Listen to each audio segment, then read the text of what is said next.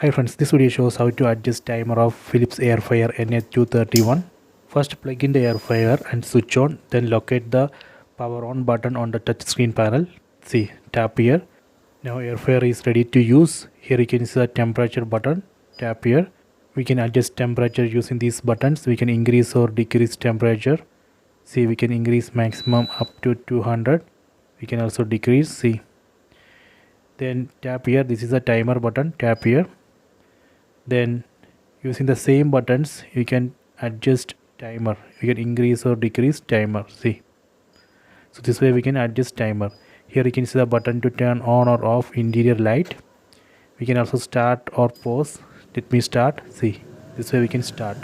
If you want to pause, again tap on the same button. See, this way we can start or pause.